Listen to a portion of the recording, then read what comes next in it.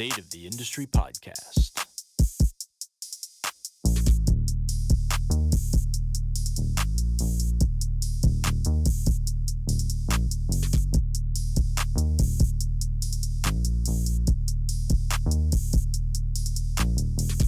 And here we go. Welcome, everybody. This is Adam Youngsma. I'm really excited to bring you this episode with the one and only Brett Ullman. To put it briefly, Brett Ullman travels all over North America and speaks to thousands of people on topics including mental health, parenting, and media. He's also published several books. In this lengthy conversation, we discuss everything mental health and its impact on you as fitness and movement professionals. What makes this conversation so powerful, though, is that he actually discusses his own mental health journey and therefore provides this very unique perspective on the challenges that we face within the fitness industry. All of this will help you not only better understand your own mental health, but that of your clients as well, and how you can begin to help them. It's also interesting to note that he is a kinesiology grad, a former high school teacher, and a former personal trainer. So without any more incessant rambling on my part, let's get right into it. Welcome to the State of the Industry podcast. Thanks for joining us, Brett. How you doing? I'm glad to be here. It's interesting in this season. I say good, but I think we're all in this unknown kind of flux as we're all at home and trying to figure out work and family and life. But I'm doing okay. Awesome. Good to hear. Great to have you on. I'm really excited. Since we started recording episodes for this podcast, I've been wanting to, and as you know, because we taught it a couple of days ago, I've been working on a mental health personal trainers online course, really trying to get information about mental health, mental illness, those types of things out into that industry, because it's something that really isn't talked about a whole lot. So I'm really excited to chat with you a little bit about how we can be better trainers to our clients in not only the season that we're in right now, but even when everything gets back to, quote unquote normal, where we're back into the gym, to see how that kind of changes things. I'm really excited for this. Yeah, for sure. So I wanted to just start off with giving the listeners a bit of a background about you, what you currently do, and how you got to where you are right now. For sure. So I'm assuming people are listening to this from all over. So I live in a town called Ajax, which is about 45 minutes east of the city of Toronto in Ontario. My background is education. I was a teacher for 10 years with the Toronto District School Board. It's very interesting being on a podcast for trainers. I was a trainer. I'm actually a kinesiology major. I spent probably all my university years and then into my first few teaching years being a trainer at multiple clubs in and around the Toronto area. I did do and I say it's interesting, we debate the term kinesiology at places. I was the year at University of Toronto where we voted on, do we switch to kinesiology or do we keep it physical and health education? And we voted down kinesiology, much to my chagrin. But our school was different just with the size of it. So you can take courses at U of T, kind of like the Olympics and other ones, or you can take, I wanted the K. And so I had to take, I forget how many physiologies, anatomies, cellular physiology and stuff. So anyway, so I did that. I was a teacher for a decade and then left teaching about 15 years ago and became a speaker. And I travel and speak full time now throughout Canada, mostly a bit into the US, speaking a lot on current issues, speaking predominantly in the church world, but a lot of my mental health stuff gets into everything from businesses, camps, conferences, schools, and other things. But I did travel full time. Right now, again, kind of off the road and doing a lot more online sessions and podcasts, kind of like this. But kind of just enjoying the season. I get a chance to research topics like mental health, and I have my own journey with that I'm open to share as well. But just having a chance to have conversations on topics we don't often speak about. Awesome. Yeah, I know when we originally chatted, a lot of the conversation that we had was surrounding mental health, because that was one of the things that I was currently working on, was the online course. And you actually spoke a lot about the kind of experience that you had with mental health. And would you mind just sharing a little bit about that? So just to get some background about where you're coming from. Yeah, for sure. So like all of us, we have stress times in life. When I was teaching, I actually began speaking the year I began teaching, and found myself like teaching full time. And a few years down the road, married, pregnant wife, 1.5-year-old at home, and very like I was teaching, speaking, and stress. And I removed teaching. I began speaking full time, and things were okay. I began doing a master's degree in Chicago, and then I found myself in trouble. I always use the word trapped, which is that sounds like I'm saying a victim, but there's situations you get in. It's like I'm not stopping my master's, but if I get it done quicker, I can get back to regular life more. Mm-hmm. I found myself speaking not 125 times a year, but 275 to 300 times a year, which is just stupid. Like I fully acknowledge that it was too much. I once spoke 32 times in 14 days. Wow. But in that season of my life, it was kind of like, hey, I can pay for, my flight to Chicago, or I can, stay in this apartment now. My friends, my family, we're a nonprofit, my board of directors, everyone kind of encouraged me to slow down.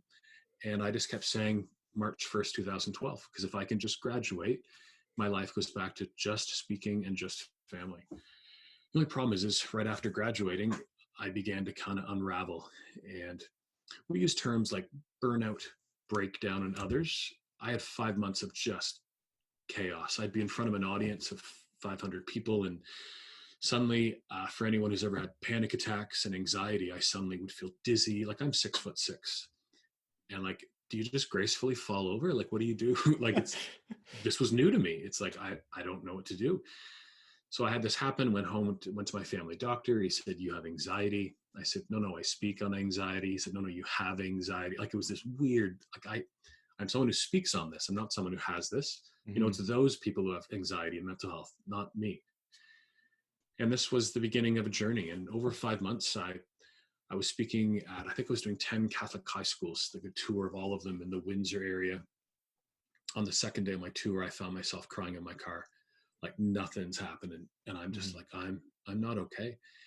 Went home, more doctors, sleep clinics, specialists. I had my first panic attack at a camp in Alberta. I flew out to speak. And for anyone who doesn't sleep well, my sleep was a mess. Got up in the morning and I had what I think is my first panic attack. Fight or flight. Now it's fight, flight, or freeze, but I fled. I actually, like 1,000 people came to hear me speak at a camp for a weekend, a big conference, and I packed up and left.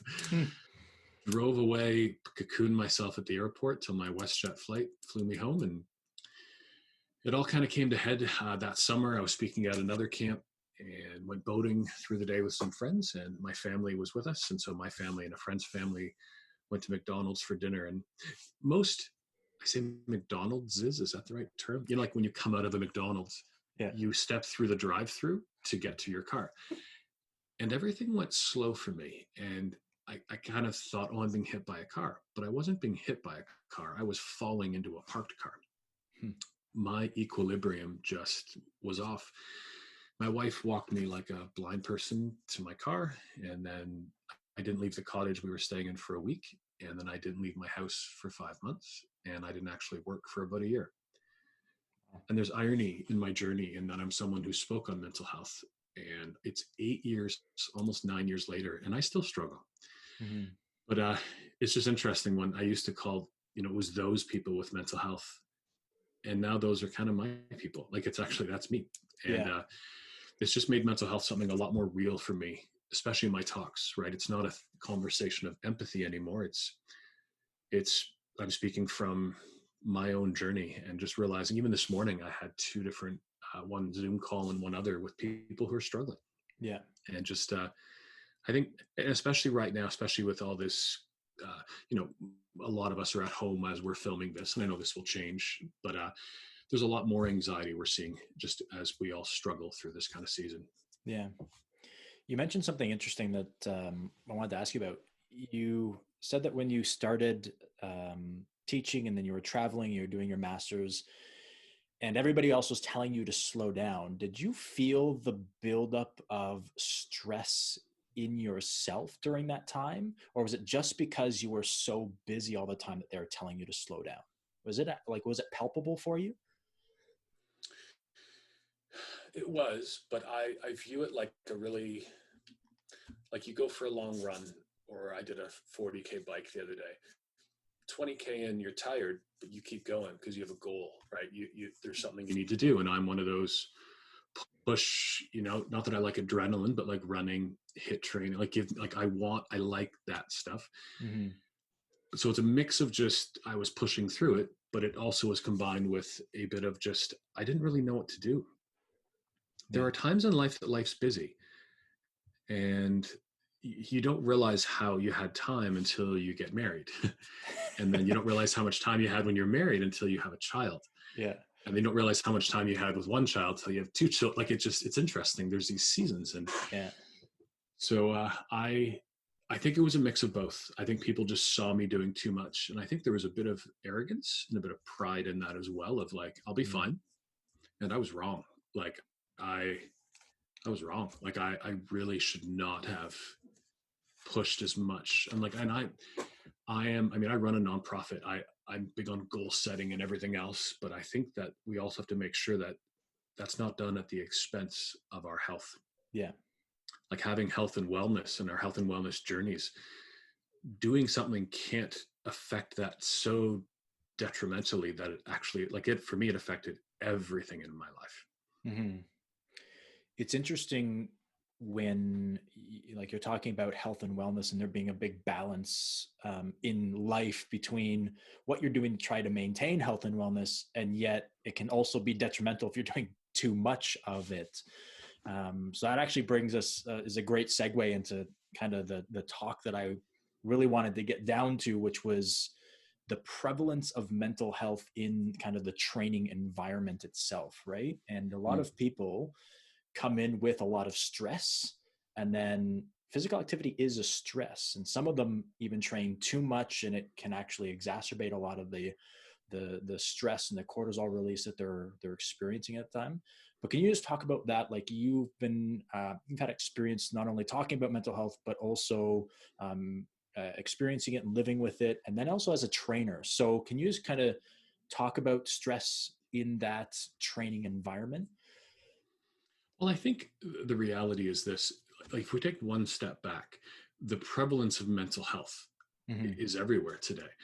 One of the studies I always go back to was done by Maclean's magazine, and I forget the year it came out, but they did a study called "The Broken Generation." I want to make sure I get that right here.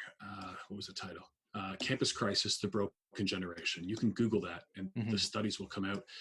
But they studied, they pulled 1,600 students at U of A, University of Alberta, which is in Edmonton. And they were floored by the results. And I think, especially as Canadians, but like this study's gone all around the world, like of the 1,600 students, 51% felt that things in life were hopeless. Hmm. Like that's question one, like Yeah. half the students. Number two felt overwhelmed by all they had to do. Now, of all those statistics, that's the only one that I kind of go, like when did you poll people? Like I have a grade 12 daughter, I have a grade 11 son as well. But like when my daughter goes to university next year, like is she overwhelmed in Frosh Week? For sure. First few weeks of class? For sure. Like when did you poll people? Yeah. Uh, Third, feeling lonely, 62. That's like, we don't like to talk about that, right? Like feeling, especially as men, but I mean, anyone, but like feeling lonely, 62, feeling very sad, 66%. Hmm. Like, and I love the way they use the language. They didn't just say sad, they said very sad. Mm-hmm. And that's 2/3. So depressed, it's difficult to function with 66% of the students.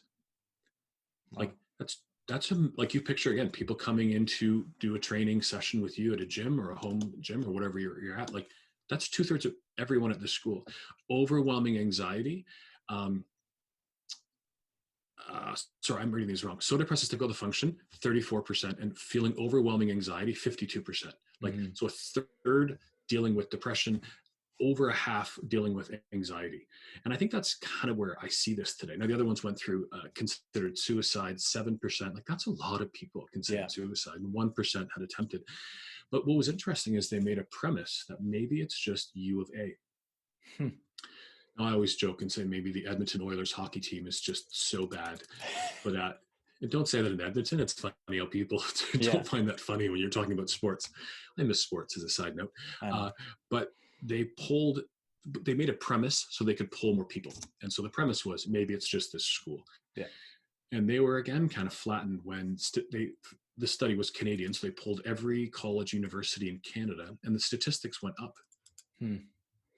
And like we're a large country, so whether you pull from East Coast to West Coast, like I put forth, it's everywhere, right? It's your gym, it's my gym, it's your family, it's my family, it's where you work, like. And so the statistics today are, and this was now probably 8, 9 years ago, and I think we're actually worse. I wouldn't Hmm. say we're getting better. Like the pressures on people, the work pressure on people, the pressure on students. My wife and I went with our daughter last year to what's called the University Fair. It's at a convention center in Toronto, and like Yep. every school is there. It was palpable the pressure these kids were under. Hmm. But even a kid in grade 7 today is like, well, if they don't do grade 7, they won't do well in grade 8. They won't get into the right high school and program for grade 9. Like it's all, there's just so much pressure.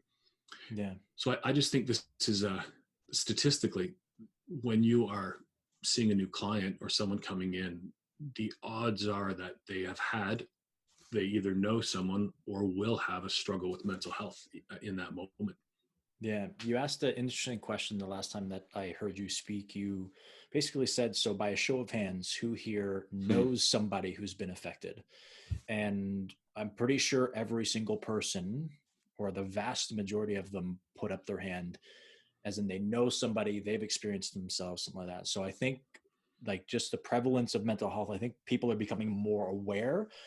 But I also think that a lot of people think to themselves, it can't be me, right? Like you Yeah. said yourself, well, it can't be me. I speak on this stuff. I can't have anxiety. I speak about it. And I also think that for a lot of people who don't, maybe aren't self-aware enough, or aren't aware enough of the signs of mental health, or poor mental health, I think that's a big thing as well, that they maybe don't even recognize it in themselves until it's almost too late, right? And it's kind of spiraled out of control, so to speak. Mm. So when kind of looking at the training environment, when you're looking at, from even your experience as a personal trainer, what do you wish you would have known about mental health and working with clients who may experience that, on a day-to-day basis? What would you have liked to know? As a trainer or as someone like As as a trainer? Yeah, as a trainer. What's interesting is that like I'm 40, I'll be 49 in a month. We never spoke about this.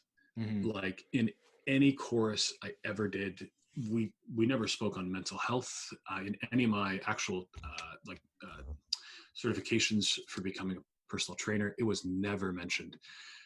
So to me, when I look at back, and I'm gonna say back in the day, which really dates me, but like when I just wish someone would have just addressed it.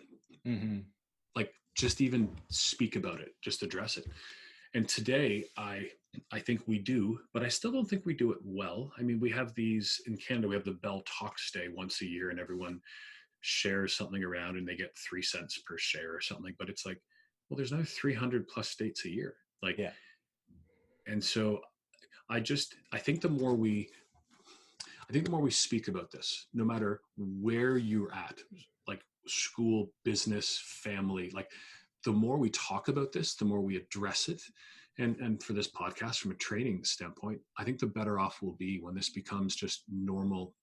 I'll say normal vernacular, right? It's not the uncommon to speak about mental health. It's just the common. It's the norm.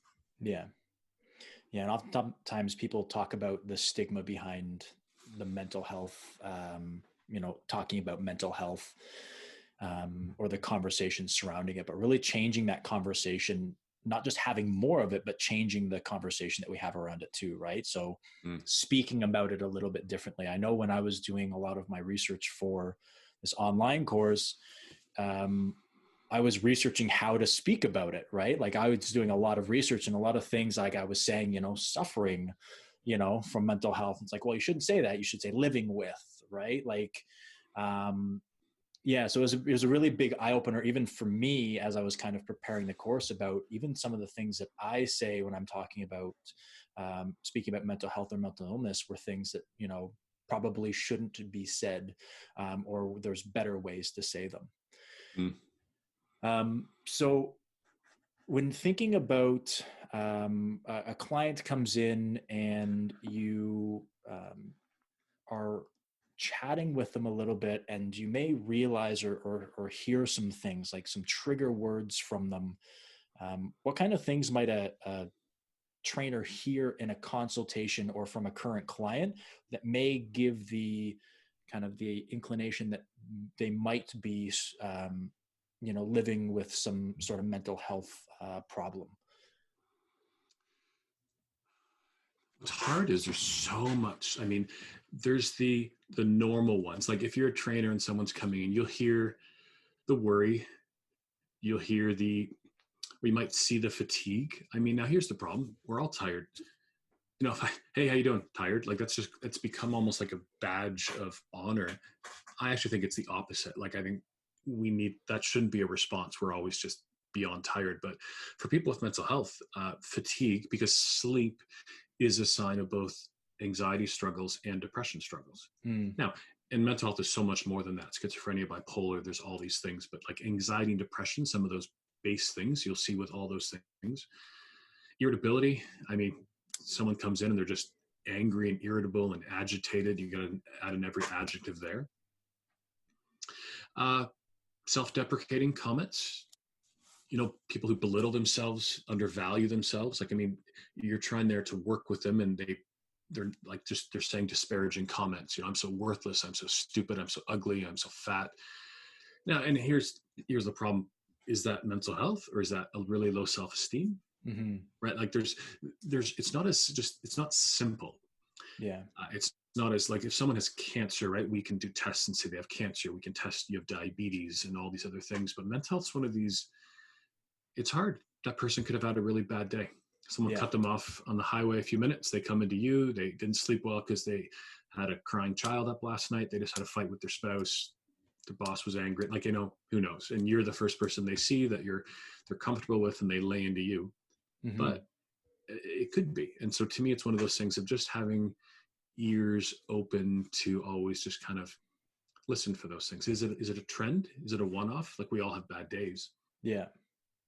But if ongoing, there's worry, ongoing self-deprecating kind of comments. Yeah. Yeah. So what would then be when thinking about a trainer? So you've got a client who comes in, maybe a current client, and I've known because I've spoken with several trainers who've actually asked this question. They've got a client who comes in very, very negative, like they see everything in a negative light, right? Every challenge, obstacle, every situation, you know, very fixed mindset based, very hard to learn in that environment, but everything's negative. When a trainer encounters somebody like that, how can they actually kind of protect their own mental health in those situations? Because that can weigh on you, right? That can weigh on you having those conversations and hearing people talk in a very negative light a lot, right? So protecting your own mental health. I might just say this. I might change it to make sure that you're leading from a place of good mental health yourself first and foremost. Mm. Like there's no facet of a society that we don't see mental health or like, and we use terms like mental health, mental like wellness. We use these terms interchangeably, but like there's no facet we don't see people who are struggling. Now there's might be certain parts of society who have less mental health that we do see, but so I would say first we come as trainers from a place of to the best of our ability. Like I struggle with mental health. It doesn't mean that I also can't have this is where you get into some kind of vernacular of language. I Yeah. can be struggling with mental health while having good mental health, Yes. right? And you can put those on axes of different things. Like I am still unwell, but it doesn't mean that I can't be focused and working hard at like health and wellness, right? At the exact same time and have better like better mood. Like for me, I personally started walking. I also have been diagnosed with Lyme disease, which is an interesting thing. Mm. So they wonder if Lyme is the root of all my mental health struggles. Hmm. I had a bad fall. I was gaining weight. I was struggling. Like I think I was eating because I'm not sleeping and I'm frustrated and I'm still at the gym. And so I started in January just walking. Hmm. And for me, like I needed to get my mood, like if I'm going to help teach people, I need to get my mood better. And I began walking 5K, 5 to 10K kind of a day. Well, I'm outside, you're getting vitamin D. Now it's winter, you're getting a little bit on your face, but like I'm outside. I live by Lake Ontario. There's trees. I put podcasts on, so I'm learning and I'm out. And then I found I'm eating a little bit better. And then from eating a bit better, I'm now exercising, more strategically and better. And so I think first for me, this is what I did is I worked on making sure that I'm in a better place. Mm-hmm. And then you can then go look at, working where your strengths are. And that's what you need to do as a trainer too. Like we're talking about mental health, but we need to all remember that you work from your strengths. And most people here have strengths, right? You're a specialist in health, like health and wellness is the big umbrella, but in that you are looking at the training, the fitness component of how to, whether it's our cardio and HIIT training or whether it's weight training and whatever else we do. But I think it's interesting to realize when people come in and see us, there's an old kind of you've heard the term the theater of your mind. Have you ever heard that before? Yep. Like, and I always view it like there's like a ledge right above my eyes. And for most people, there's nothing on it. So it's fine. I'm looking at you, I'm doing life. But for someone who's struggling with like panic or other things, you can't see through that. Hmm. And so, I take someone like your pain is just so acute, you can't see through that to other things. So if someone's coming into you and they are unwell and unwell enough that, like for me, if I've had a bad sleep or other things, you don't just get rid of that. Like it's there for the day. So someone could have had a really bad sleep. Their anxiety's high, but they're like, I got an appointment. I paid for some sessions. I'm going to come and see you. And so they chunk it out just to get to the gym, right? Like get to my car, drive to the gym. They sit and do breathing exercises in their car and they come to you. Well, here's the hard part. They're just trying to survive. Mm-hmm. Like, and so they may, with that theater of their mind, like in that, they're just don't panic, try to be normal. And in that, they're actually like they're doing like as they're chatting with you, they're doing belly breathing and reminding themselves they'll be okay. And I just think we need to make sure that we're always giving kind of compassion and empathy for people, but at the same time, looking at how can we work within those limitations and give them the best that we can in that moment in that day. Because what you're doing is a big part of their health and wellness journey as a trainer, right? Like I think exercise is a massive component of like I always say to people, before you go on medicine for mental health, I want you to walk every day for 6 months. Something as simple like let's first do those things and see if we need medications or not. Because Yeah. I'm also what's I call an and person. I'm not an or person. It's not medication or exercise. It might be both. We don't know. But Yeah. I first go towards natural things. I first think and we're going to head into that in a minute, probably a bigger body, mind, soul conversation. But like, Yeah. I think that there's just so much to address as we think of a person coming in of what they might be going through. And then we haven't even addressed a million other things like, they just broke up with their boyfriend or girlfriend or husband or wife. And there's other things like, but from a mental health standpoint, just acknowledging that they might not be okay. And I know I never had this, like mental health wasn't something we talked about years ago. And I always wonder if there's a way that and I think you and I chatted about this a bit, like the check-in, like just checking in with people and it's kind of even when I see people, it's like, say, hey, how are you? Good. And then I ask again, "Oh, how are you? Really?" Well, there's a whole different answer you get when you ask it a second time. Yeah. Like even now, like every time there's a conversation, how are you? Good, good weekend. Great. And then it's like, so how's things going? Oh, it's really, really brutal. Like, I just think Yeah. we're not honest. And so it's important just to connect so that you then know how that like, is today a day we're going to push, right? Because is it today a maintaining day of what we've been working on? Is today a day we're going to push, weights or distance or speed or different things? Or I don't know, but it's just, I think we need to find a way to make sure that we're connecting and understanding where each other is. Yeah. I think that's really interesting. Asking it twice, you always get that different answer. Because it's almost like you hear something and then all of a sudden you just respond instantly with your pre-programmed response to it. It's the same thing when I used to walk into, Best Buy or Future Shop. Do you need anything? Nope. I'm okay. Just browsing. Right. Like that's my pre-program. Even if I need help, that's my pre-programmed response. Right. And so, as a trainer, right, being able to ask it maybe in a different way, but multiple times to try to see, is there something maybe going on that we need to address? And you actually mentioned something really interesting when we were talking about addressing or always bringing to a situation when you're working with a client with compassion and empathy, right? And I think there's some trainers are really, really good at it. Some trainers are not, because there's a lot of kind of stigma in even the industry in and of itself that, this is where you're strong, this is where you push through, this is where you battle, this is where you um, you know go into beast mode, all those different Mm. types of ways of saying things.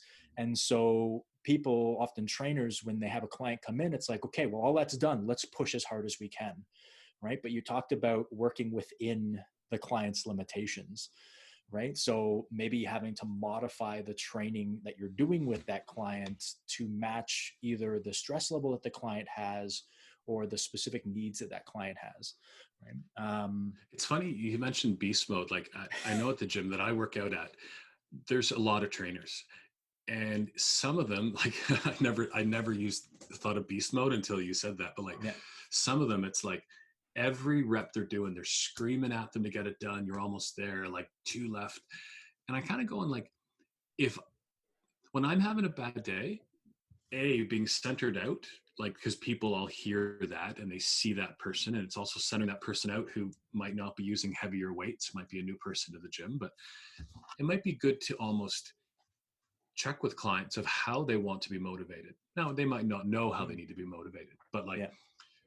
heading straight from, hey, all right, sit down, and then head straight to beast mode might not be the best thing for someone who is just really is having a bad day and struggling. And there might be different ways we find them motivating. And it might mean just, I mean, you can still encourage someone. You're right near their head anyways. It's like, you don't, maybe no, we don't need to yell, or maybe it's they need different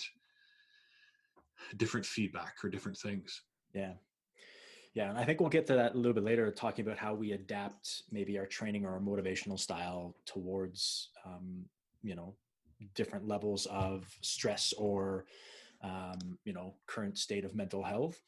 But you mentioned something else. You talked about kind of the body, mind, soul mentality. So, Mm. just kind of for context, for background, can you just talk about that a little bit, what that is and what that means? So this is kind of what I use at every talk. It's just the idea. See, I think we need, for those of us who struggle, I'm big on processes. Like what I found was chaos for me. Like I remember sitting at home and in would come people into my house, and each of them would offer me different solutions. Mm. Hey, have you tried? And like add in anything you want onto that line. Have you tried running? And I remember saying to a guy, I haven't left my house in 5 months, but have you tried running? It's like, you're an idiot. Like, what do you mean what do you mean I haven't tried? Like, are you listening to me? Like Yeah. him challenging me to go walk around the block would have been a marathon, but go Hmm. for, like, it was just dumb. Have you tried vitamin D? Like in the faith community, people often would say, have you tried religion, right? Have you tried faith conversations? But there's just, we offer all of these kinds of things, but there was no like, well, what do you do? And so I remember kind of sitting through, I was going through tens of thousands of messages and emails I've got over the years. And all of them, as I looked for a process, landed in one of the body, the mind, and the soul categories. Hmm. And for me, I was like, even when I did my kin degree, like that's a very holistic way to view people. Like we're not just humans. My psychologist once said to me, to facilitate healing, we have to divide up the indivisible. Hmm. And I remember thinking, that's a really cool line. Like, and here's the problem. We don't know what's wrong with someone. Yeah. Like probably everyone listening here is a big health and wellness person, but we look at health and wellness from exercise, diet, right? And if we brought out farther, sleep and these other things, but we're still looking at it from a physicality, like this physical nature, which is kind of where I lean as well. And I mean, inside the body, I'm going to go through a few of these things. Like there's a Yeah. whole bunch of stuff in it. Like I would encourage people who are unwell to go through things, and we fit into parts of this. Uh, like go to a doctor though. Like it's this is where we as trainers understand who we are. We're not counselors, we're not doctors, but we're part of a greater, I call it, I love the term like functional medicine, like which is all these components, and we're part of that. But like to say to someone, have you gotten blood work done? Well, I want to know. I want to know how my vitamin D is. I want to know how my cortisol levels. For me, I found out my testosterone was zero. Mm. Well, not only is that, like, we think, oh, well, then your libido's low. Well, of course it is, but I'm also stressed. I'm not sleeping. But testosterone plays roles in all kinds of things in our bodies as well. Yeah. But so blood work is good. Sleep specialists, like go get a sleep specialist done. And the number of people with mental health I've known who, you go to a sleep specialist, they stick those electrodes all over you. And in the morning they tell you, like for me, they said I had fragmented sleep. But for one guy I know, he had the worst sleep apnea the doctor said he'd ever seen. Hmm. And he put on one of those, I call them Darth Vader machines, BiPAP, CPAP machines. Yeah. Yeah. But he was better in one day. And for anyone who doesn't sleep well, like you get a good night's rest and it's like, it's life-changing. Yeah. You might need medicine. And I was on medicine for a while and I still carry with me, like even as I say this podcast, like I have a bottle of Ativan in front of me, and Ativan is a fast acting benzodiazepine. And yes, they're highly addictive, but when I'm struggling and having a bad day and I need to speak, I need to do things, I take one of those under my tongue and it helps. Under this aspect of body, I've had MRIs done because my neurologist, because I get dizzy, my question was, or their question was it in my brain? And so like, let's do an MRI. Do you have a brain tumor? To this day, I have a naturopath, nutritionist, allergist, the list kind of goes on. And so I think, and I think the body is one of those paramount things. Like I think, uh, like all that we do in this is medicine. Like I think we think medicine is medicine, but like diet is medicine, exercise is medicine.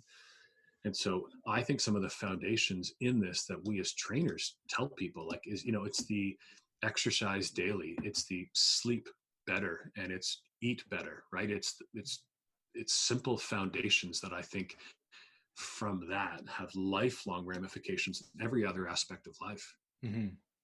And I think we have to be careful too. I remember when I was with a trainer before I was getting my training, certifications, and it was like, he went from 0 to 100 in one session. It was the most intricate training program.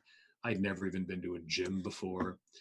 And then the diet I was on, it's kind of like today we had straight to keto, this or this. And I'm not saying any of these are wrong. I'm just saying maybe we just cut out pizza, burgers, chips, and pop.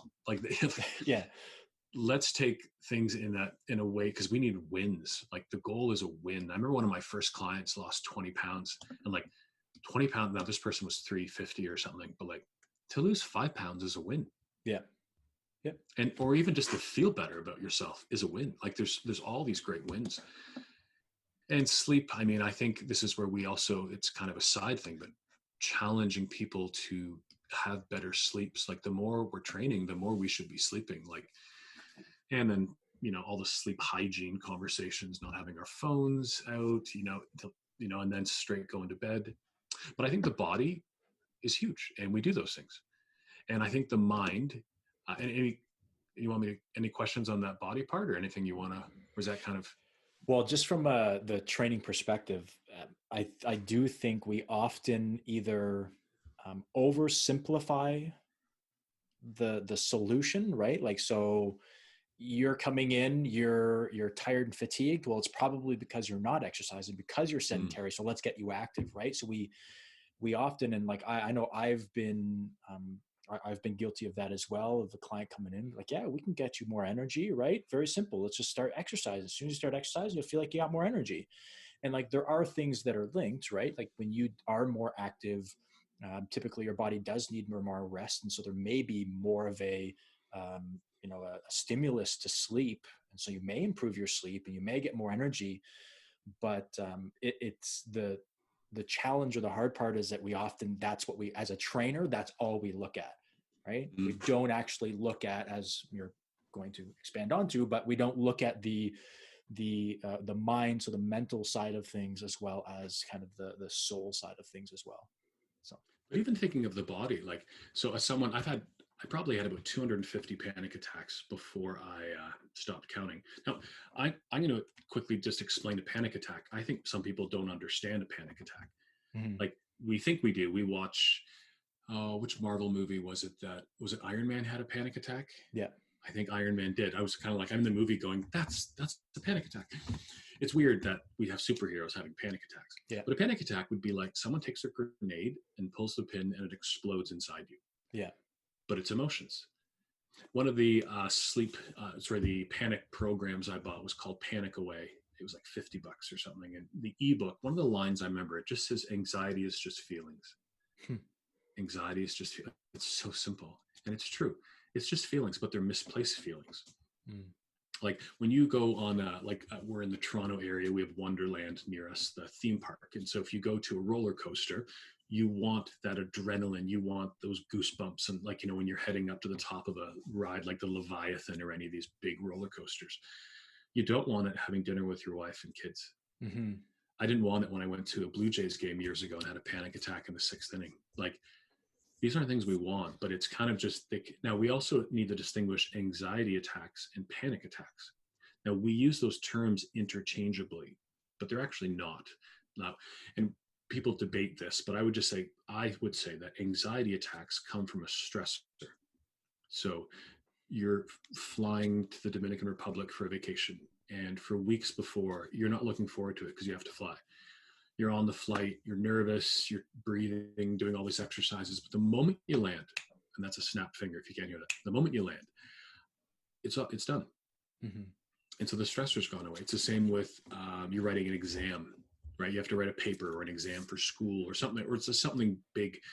And as soon as that's gone, you're better. The opposite would be with a panic attack. Now, this is where I differ. People often say it comes out of nowhere. And I would agree, it seems to come out of nowhere. But if your body is suddenly exploding, there's something wrong. Yeah. So it might come out of nowhere, but it means that there is a accumulation of stress. There is an underlying issue, like you are unwell. Now, you could have one panic attack and that could be it. We don't really know why. Like stress, one of my doctors once said to me, stress isn't linear. Which was he just said, like, it's not like you have 4 years of busyness and you need 4 years of not busyness. Or it's not as you have a really busy weekend. The next week you feel stressed. He said, stress can come out 6 months down the road, which is really an interesting thought. Just that, like, you suddenly feel bad and you're like, well, maybe that was from the busy fall that I had. And now we're into the spring or something else. But just understanding when people come in to work with us that how their bodies are. And what I mean by that is, like, so for me with anxiety attacks, anytime I do exercise, now some days I'm better than others, but if I'm having a bad day, like I went for a bike the other day. So I was going to go for a 40K bike. I do 20 out across the lake where I live and then 20 back. But the moment, probably 2K in, my heart rate's now rising. My body thinks I'm having a panic attack. And because I've had so many, it's become an ingrained kind of system, right? Like this is memory and all the neuroplasty stuff. So I begin to think I'm having a panic attack. And so I can actually feel my arms goosebump and the problem is the next thing that would happen is my brain would start shoot like all the chemicals, right? Like I'd begin walking down that path, but I've learned I'm fine. Mm-hmm. I'm biking. This is normal. I breathe, and within 30 seconds, I've actually stopped this cascade of a panic attack. But it's just interesting. It's like you're a trainer, and in comes a person, even if they struggle with mental health, acknowledging, saying that to them. Like, just so you know, when you begin a weight training routine, right? Or like, this is for me, like weights, when I'm pushing really, really hard with that, you hold your breath a bit. We shouldn't, but we do a little bit. Yep. But in that, some of that makes my blood pressure go up, and some of that makes me start thinking about having a panic attack.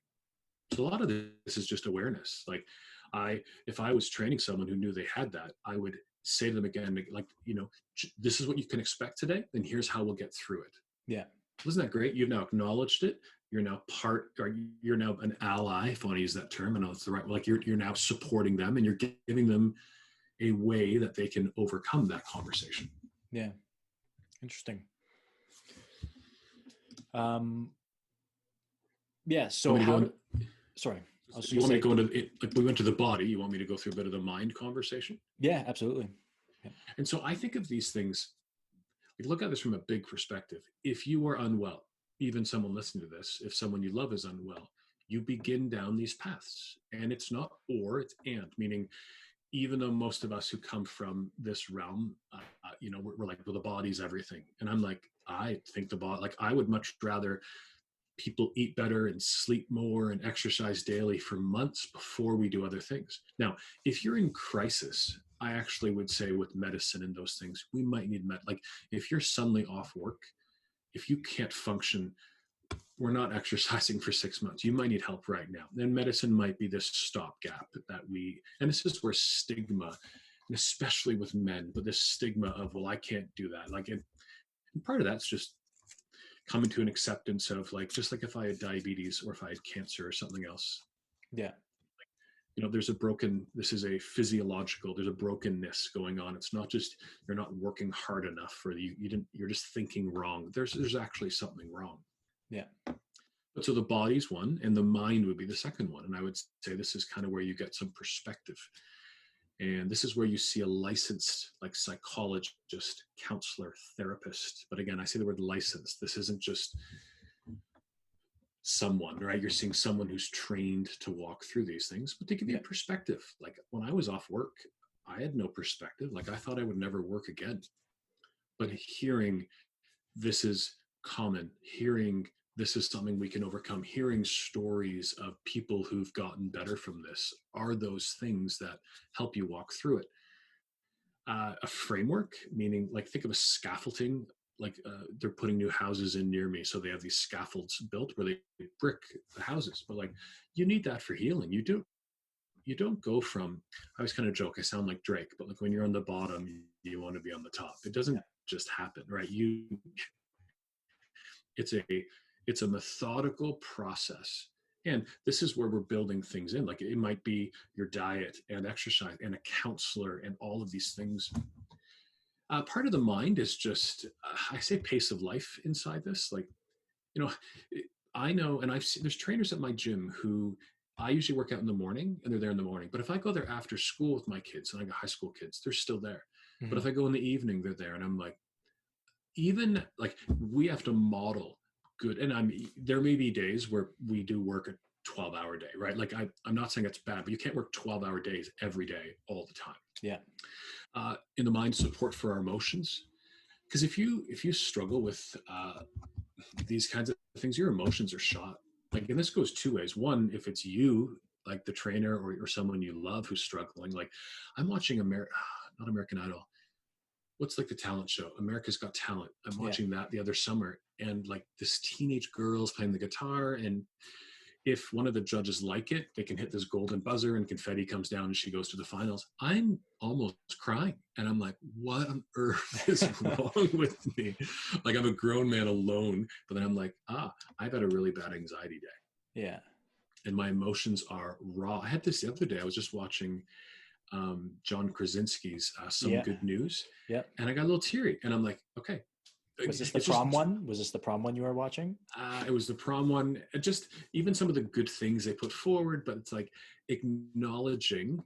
Now, it's okay to show emotions. I think anyone who watches John Krasinski's thing might tear up, but if it's a little overboard, you can understand why. Counselors can help you with care for you. And like the hard part for some of us is that we're married. Mm-hmm. Right? Whether it's if we're struggling, it's a girlfriend, boyfriend, or whether for you, it's a husband or wife, or when I had my breakdown, I had 2 kids, probably grade 4 and grade 3, I think, when this first started. How do you help them? And this is where a counselor can say, okay, here's some ways to do things. Mm-hmm. anxiety management. Like when I speak, I sit. I am the only speaker I know who doesn't stand at like a, one of those wooden lecterns, whatever that term is. Like Podium. I sit. Yeah. Yeah, I always sit in a big, like I love places that have big like wing back leather chair. I'm 6'6". I need a big Yeah. chair, but I also bring one of those Costco chairs that I use. I coached rep ball for a few years, and I like these massive chairs. But like I sit in it because for me, I've learned when I sit, my body is more calm. And then psychologists and counselors can give you referrals. Often people don't know the difference between a psychologist and a psychiatrist, and like both are similar, but a psychiatrist can actually prescribe medications, meaning if you are not doing okay and this is ongoing, or it's suddenly crisis and you need some help, it's okay to take some meds. And now you have to be careful with that. And for like, I know there's a book, we'll probably talk about books at the end, but there's a book called The Anxiety and Phobia Workbook by Yep. Edmund Bourne. It has a great chapter in there of this balance of medications. Like meds are not always good, but they're also not always bad. How do we kind of go, if needed, how are we going to do this in a way that is like that we do it properly? If we need to come off, how do we do that? Mm-hmm. And I just say kind of, maybe the last point I'd say with the mind is start having fun again. Mm-hmm. Because, and this is what I think trainers are good at, right? There's some fun attached to this conversation. There's a lot of laughter, and there's you build a rapport. There's a bit of community with that. But I think we stop having fun. Yeah. For me, with my age, I had grade 13. It's only grade 12 now, but like for me to get into university, I needed really good averages. So I stopped going out, and like we would have calculus study nights, which people laugh at, but it's like, if I wanted to go on to school, I had to work. And then, I did my program, and you know what? Cellular physiology almost killed me. And so it took like studying, and now I'm not heading out and having fun. I'm doing that. And then I graduated, and then I was in teachers college, and then I was married, and you see the spiral. Suddenly I don't have fun, and we're driven people. We're building businesses. We're working hard. We're doing these things, but fun is important. Yeah. One of my counselors once said to me, what do you do for fun? And I said, oh, I run. And she burst out laughing and said, no, for fun. And it's interesting because she said, well, that's just adrenaline. And she said, well, what do you do for fun? I'm like, oh, I speak. And she said, oh, give me a break. Like you just said adrenaline and then adrenaline. Yeah. And I realized, I'm like, I don't know. And I've taken up photography. Like I bought a camera, and I love just taking shots. Like even when I walk each morning, like even if it's just on my iPhone, like I take a photo and I edit it on an app. And like, I'm learning to have things outside of just my work and my family. But I think a psychologist and counselors and people are good for this. Mm-hmm. For asking questions, right? Those tough questions, and they just give you think about. And questions that we sometimes just don't even want to address. And so they've been trained. And so, adding the body and adding the mind together just is another kind of component kind of to me in this kind of body, mind, and soul, call it a trifecta or whatever you want. Yeah. So it's interesting. So about almost a year ago, I guess, coming up on a year. It'll be a year at the end of May. I tore my bicep playing hockey. Like ruptured my biceps tendon, and immediately after that happened, obviously was pretty distraught about it, because for the longest time, almost everything that I kind of saw myself like valued for was surrounding movement, my strength, and my ability to demonstrate exercises, right? Like as a strength and conditioning coach, as a kinesiologist, I'm not supposed to be the one getting injured. I'm supposed to be showing people how to either not get injured or rehab from it.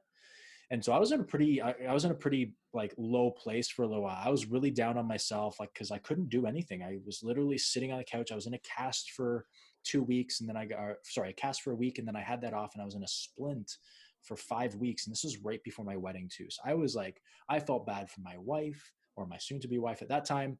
I felt bad for myself, and I was really down.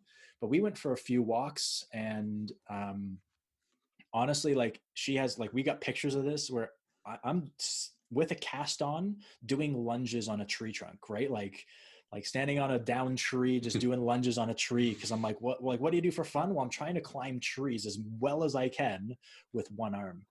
Right. So I was trying to kind of add a little bit of fun into my life because I knew that I wasn't like, I couldn't let that kind of define the next, 4 or 5 months of my life, specifically when I'm into, starting into a marriage like that. Right. So yeah. For sure.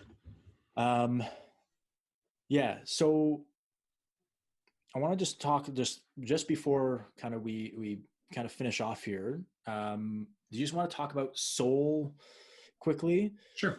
Yeah. Now, I mean, the first time someone says the word soul, I mean, there's two types of people. I mean, there's people who come from a faith perspective, and I speak predominantly in the faith world. But soul and spirit can be a lot of things. Now, here's an interesting thing. I mean, from a statistic standpoint, do people who come from faith backgrounds have less struggles with mental health? Now, as someone who comes from those environments, I would say no, like everyone is affected by this. But studies in like psychology today actually say yes. But here's the reason why, which is the most interesting thing. It's because of what people, and I say people of faith, do. They gather. They get together on a Sunday, a Saturday, right? They get together in groups and they talk and do these things.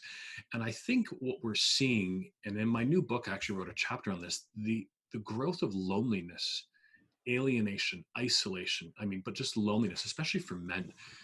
I mean, in one study I read, it says the average man has less than one friend, which means statistically that many men have no friends. No friends who they can, call and, someone who's saying, hey, how are you? How's your marriage? How's your life? How are your struggles? How are your addictions? And so it's interesting from a faith standpoint, some of the things that combat loneliness. But what's interesting too is just, we can use other terminology as well. Meaning, if you ever gone for a walk and said, well, that's good for my soul, right? The terminology could be more than quote unquote faith. I mean, there's lots of stuff of well-being, purpose, volunteering. I mean, I think that even volunteering is good for our soul, right? Go and, like, my wife's been doing deliveries for a food bank in our town during this time. And it's a really good thing. And my kids get involved. Gratitude. This is something for any of us who struggle with mental health. Have a gratitude jar. Now, it sounds like something someone does with tiny children, but I think anyone can do this. Because those of us, and this would be me included, who have mental health struggles, we live through the world with not rose-colored glasses, but very dark glasses. We think everything sucks, right? Everything's bad all the time. Yeah. And so we forget the good things. And so gratitude jar means you take one of those sticky notes and a pen and a mason jar and put it on your kitchen table or somewhere. And when you have a great dinner with your family, you had a great, you went out to a restaurant with your parents, you had a great walk, just whatever, write down, had a great day, and put it in the gratitude jar. And then we usually around the month of December pull those out over dinner, and you kind of go, oh, I forgot about that. Whereas if you were unwell for a lot of that year, you might view the last year to be really bad, but then you go, there's so many good things we forget. Relationships, have them, right? That's an important thing. It's good for your spirit to be with people. Like, I think so many of us, especially men, are just so isolated. Spoons. Have you ever heard the spoons analogy? I really Sorry, love I thought you meant spooning there for a second. Sorry, continue. Yep. That's another podcast we'll do on spooning. Yeah. No, I haven't heard that analogy. It's a simple one, which is the idea that if you're unwell, you only have so many spoons to give. And so give it to things that matter. And so to me, things like exercise, it's well worth a spoon. But like, if a buddy wants to go get wings and watch a game, might not be in that day. Like, it's kind of like family, work. Like, there's certain things that you got to just prioritize what matters. Yeah. Inside this kind of the soul spirit, I also talk about mindfulness. Now, mindfulness is not a faith-based practice. We're not talking about terms like meditation and other things, but mindfulness is just breathing, if I want to make it the most simple thing. Like apps like Calm, Headspace, it's breathing. it's just learning, like if you think of fight and flight, like that response, the opposite of the panic response is called the relaxation response. Mm-hmm. There's a book by that same name. It's a red one on Amazon. I think by Herbert Benson, if I'm correct. But he talks about the idea of mindfulness, where if your body's anxious and ongoing, you do these breathing exercises. Like I try to do one in the morning, one at night. You could do this for 5 minutes in your car before you walk into the gym. Yeah. Deep breaths, hold, exhale. Just over time, how this does good for your body. Mm-hmm. But there's just the point with this would be that there are things in the body, you do these. There's things in the mind, you do these. And there's things with the soul, you do these. And in all these things, we get better, right? Yeah. Over time. And I always just say, I think that, you know, the body is usually one of the bigger things we find. Like Yeah. more often than not, I find someone has sleep apnea, and then someone else finds they actually have a thyroid issue. Someone else is like, maybe for me it's Lyme. Maybe for me having Lyme disease and autoimmune is the root issue of all these things. And we're seeing incredible growths in autoimmune disease. Now, we also see bad diets, bad sleep. We work too hard. So like, I think we're having issues with autoimmune disease as well. Yeah. But I love the idea of body, mind, and soul because we can all do this. And as trainers, we find where do we fit in the spectrum of things. Like, and I say, like, we can encourage people to go see a counselor. We can encourage them on their thought life and other things. We can encourage them to volunteer, do breathing exercises for the soul, or if they are faith-based, make sure they're involved with their church or whatever. But more, I think we're probably people who will be working at our strengths inside the body section. Mm-hmm. And even within that, we're not taking blood and different things, but encouraging people to, have good exercise routines that will fit their struggles and their journeys. I think that's where we can kind of make sure that we fit, and then we kind of encourage on those other things. Yeah.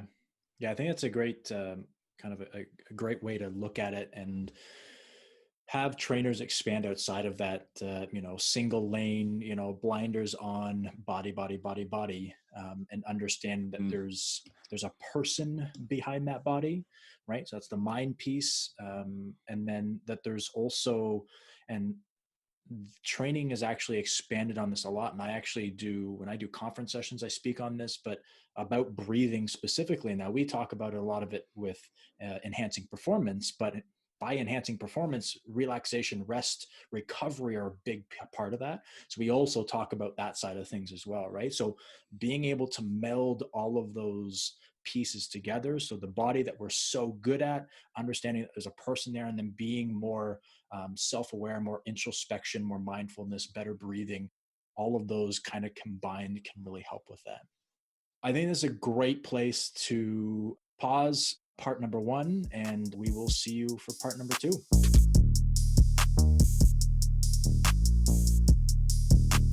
State of the Industry Podcast. I'll be back.